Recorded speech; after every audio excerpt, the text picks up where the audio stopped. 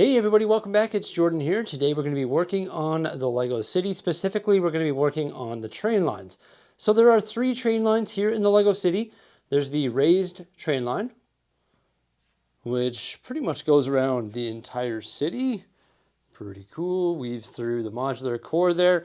And then there is the ground line, which once again pretty much goes around the entire city. It goes underneath the raised platform, starting over there, and then pops out through a tunnel right there. The third one is the amusement park line, and that just does a small little circuit here going around essentially the entire amusement park. So the interesting thing about those three train lines is none of them are complete. So I hope to make some progress here today in this Lego City update. Okay, so there's three curves here. Two are on green 48 by 48 plates. One is on gray. Of course, that was the template that we pulled from the city.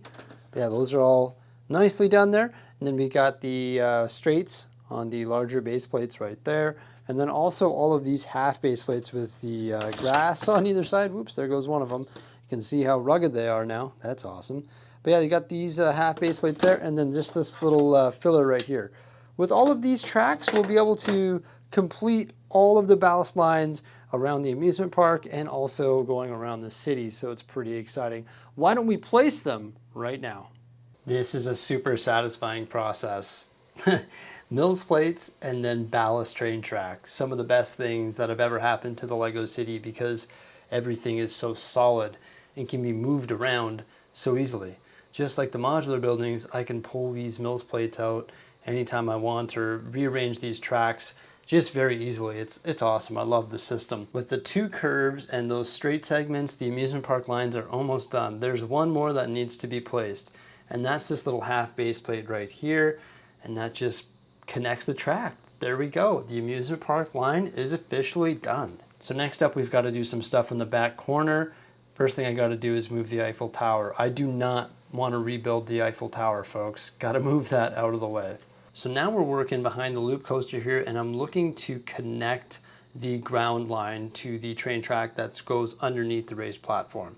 So this area back here, the measurements of it are a little bit wonky, and I'm going to tell you about that right away. But first, we've got that curve in there and then some straight tracks, and now look at this. I got to get up on the table because it is a very awkward reach over the raised train track, the Eiffel Tower base, and also the loop coaster.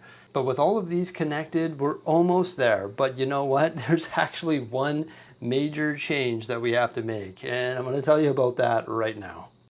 Okay, so the Lego City is really big, right?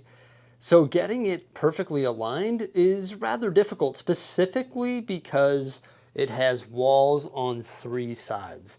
That's what makes it challenging. If I could walk around the city, it'd be a lot easier to get all of the base plates perfectly aligned. They start off perfectly aligned over there by the mountain, and then as we work our way over here with like the raised platform and the access holes, there becomes a little bit of a misalignment, unfortunately.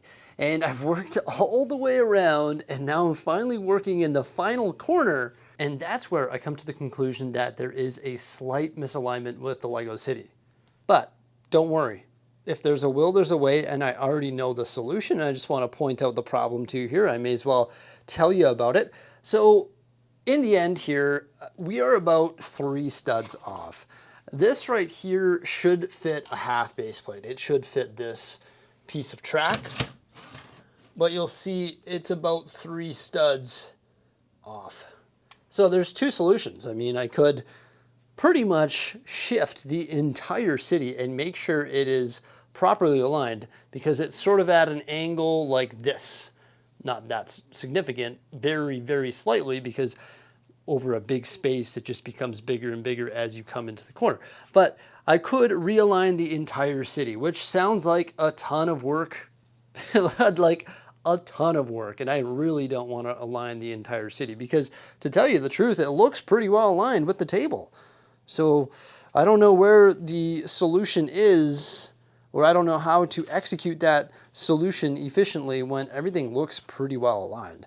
So the ultimate solution for me is to just create a custom base plate, which will be connected right there. It's supposed to be 32 studs, but I'm actually going to knock off 4 studs rather than 3. So I'm going to make it 28 stud segment of track, which will connect that using a Mills plate. And then I'll be able to fill in these areas as well using a Mills plate. And that is going to solve the problem. I'll also have to do it back here. The misalignment will be in this corner here, and it'll just shrink and then go underneath the platform and you won't even see it. So I am gonna make it all aligned very easily just using miscellaneous plates and a Mills plate technique. But wait, there's more. Another problem, another little issue here that is once again easy to fix. So I want the train track to run along the back wall because these turn radiuses should go right against the back wall. And I just think it looks better when it runs against the back wall, and it gives us more space for things like the loop coaster. In fact, if the loop coaster is in this position, it has to run against the back wall, otherwise it's going to run into the loop coaster. And also, I need it to run against the back wall because there's a curve right over there. And said curve goes through the tunnel, and I actually created it using FlexiTrack, which is brutal because that is going to cause trains to derail potentially. So I want to get away from using FlexiTrack there. The reason I use FlexiTrack there is because when I originally built these platforms, I made a critical error. And that error is the table leg positioning. I put the table legs inset about an inch. So you can see where the screw is, more than that, about 2 inches or so. And I did that on either side for the front leg and also the back leg. So now with those table legs right there, I can no longer run the trains against the back wall. So what I got to do is just remove all this stuff. Luckily, it's pretty easy to do because it's not constructed. And then grab my drill and move all of the back table legs forward to about there maybe, so I can sneak the train behind the table legs. There should still be enough stability, I think, just because those table legs are like this, right? Maybe I can bring this one forward. I don't know. It should be fine. I guess I'll test that. Should be fine. The reason I put it back there, obviously, in the first place is to maximize the stability because table legs close together, it's not going to be as stable. But it should be fine because it's going to be against the back wall. Another solution that I could do, and I don't think I want to do this, is just screw in like a ledge into the studs on the wall and then have this platform sit on the ledge, and then I wouldn't even need the back table leg. Or another thing that I could do is install steel uprights on the wall, and those are actually used over here to support my shelving. And then what I could do is actually just have this as a shelf. That seems like it's a lot of work. I'm not really looking to do that right now, and I think what I'm going to do is just move the back leg forward, and then the train can run against the back wall. Then I no longer need this weird curve, and it can run along the back wall there and line up with that track, and then it's going to be nice and sort of circular and straight. None of this weaving stuff. It's going to fix all of our problems. All the table legs have been moved. Now I'm looking to create 2 custom segments of track. The first one is to fill this awkward sized plate right over here, like I was discussing earlier. And the next one is actually going to have to be a slight gradient going downhill because the Mills plate tracks are actually pretty high up because they have the underlying brick and then all the underlying plate. And the track that's underneath the raised platform is just straight up on the table. So I have to make a custom plate that's going to transition down to that height. This is the custom length of track right here. It's 28 studs long. The only way I could do that is by using the Lego FlexiTrack. And then I used one of the standard RC tracks there, ballasted it, so it looks pretty good. And this is the Mills plate that it's going to sit on. And it should just clip in spot like that. There we go. So that's the first custom piece right there. That should fill that gap nicely. And this is just a basic transition. So you can see over here, it's 1 brick and 1 tile, and then some underlying plate on the 16 by 16 plate there. Then it's 2 plates, 1 tile, the underlying plate, and then transitions downward from there. And that should just allow the train to right down to table height.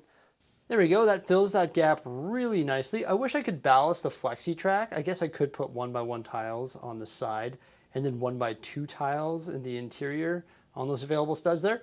But you're not really going to see it back there because one thing you got to keep in mind is that this whole area is going to be detailed eventually, right? It's not just going to be like this. This isn't my amusement park. There's a lot of work that I still have to do here, specifically fencing off the train track. I think I'm going to use hedges and fences and all sorts of different things to fence it off and just ensure the safety of the guests of the amusement park, really. So I did install this as well. So you can see it's a slight gradient going downhill. Train should be able to manage that, no problem at all. Now I did have to remove the raised train line here just because it sort of got in the way.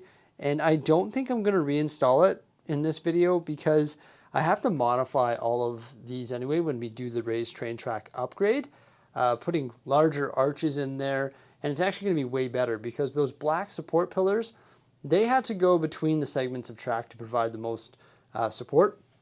Therefore, they were randomly placed on these things and sometimes locked these together. But when these are their own modules and those arches are coming off of them and that's what supports the train track, they're going to be more modular in the sense that I can remove them and I don't have to worry about those black supports because the supports are built into the wall. If you don't know how I plan on doing that, I do have some other videos on the raised train line and how I plan to upgrade it in the future. Yeah, I'm really excited though. We should test this out here, but first I want to show you one more change that I made, and that is right over there with the tunnel entrance. It's essentially exactly what I was talking about. I just replaced the flexi track with curved and straight track, and you can see it looks a lot better now. I gotta show you one other change that I made to the train track recently. I forgot to show you this. Here it is before. You can see this flex track was in dire need of an upgrade. Okay, so in order to make this upgrade work properly, I had to make a change to the awesome pillar here in the Lego room. And you're about to see this.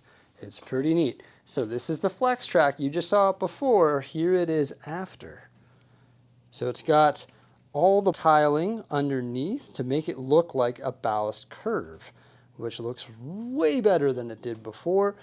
But in order to have the proper train clearance, I had to carve out part of the pillar and then put 1x white bricks in place of the colorful 2x bricks. I just needed the extra stud of clearance, and check out how tight it is. It just fits by.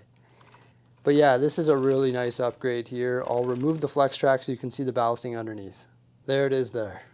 Yeah, just a bunch of tiles and some studs.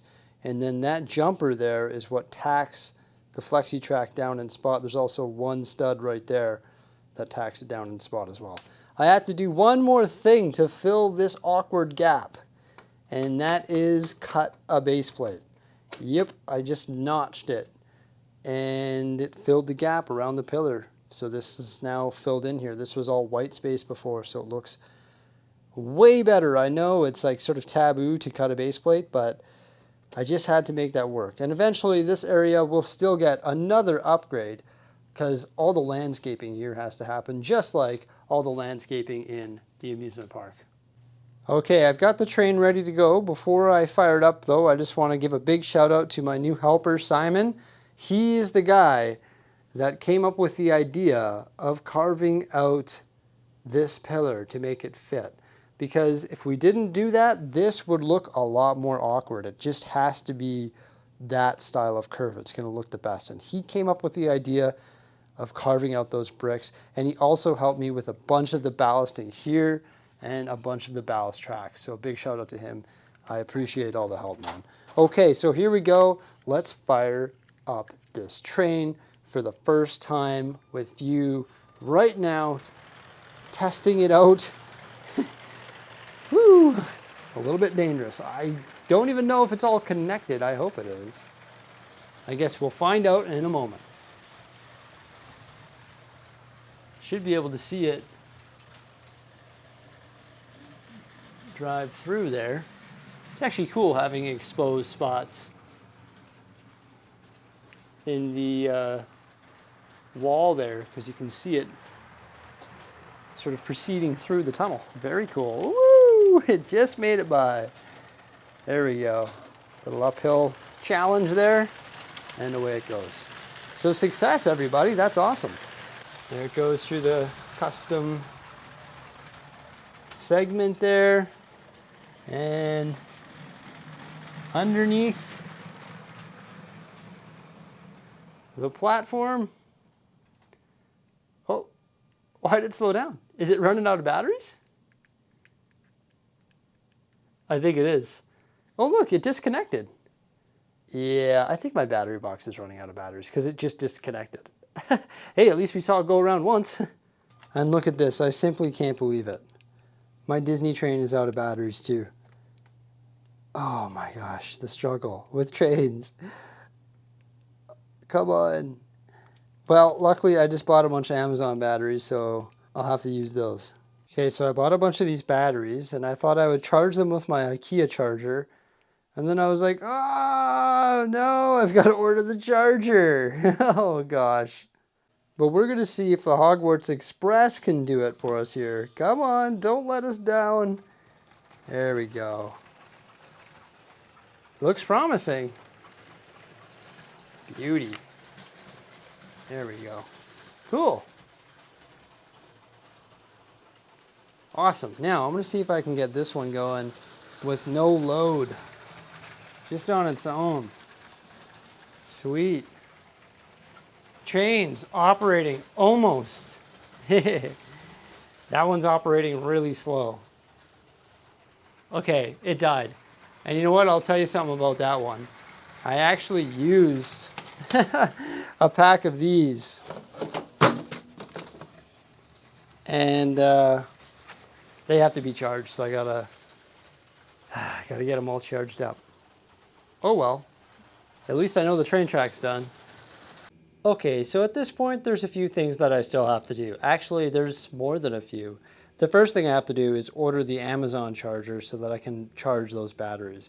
Because I actually did put them in this train here, and they didn't run long at all. They did say that they were pre-charged, but yeah, the only time they worked was during my Lego room overview video, and if you saw that video, this train here was not running for very long at all. Maybe 15 to 20 minutes tops. So I feel like to maximize the potential of those batteries, I've got to get that charger ordered. Then I'll be able to power up all of these trains again. I filled this spot. That probably makes you pretty happy. A little 16 by 32 Mills plate in there. Yeah, that was driving me crazy as well. I have to make some more Mills plates. I did make one more for right there, but I've got to fill in this area. Also, I've got to fill in this entire area here. I ran out of green plate yet again. Oh my gosh. I do not have enough to do a 48 by 48 plate, and I do not have enough to fill this entire area. Included in that would be that awkward space behind the loop coaster. Hey, but at least the train track is ready for operation. Mills plating and ballasting all of this train track has been a huge project. It has just consumed so many parts and so much time. And also, I need the parts for the raised line upgrade. They are taking forever to get here. It is disappointing. They are missing, and it's just not good at all. It's driving me crazy because it's holding up my channel and holding up my city. Another thing that I need to do is work on the amusement park and add all the details, of course. Everybody, I think that's all I can get done today. It's been a journey getting all of this stuff accomplished, but slowly but surely we are doing it. Disappointed I don't have those batteries ready to go, but I have to call it a night. Hey, thank you so much for coming on by. I hope you enjoyed this video on our Lego train track as we ballast the amusement park line and also finish the ground line. Thank you so much for coming on by. Remember, like, subscribe, and stay tuned.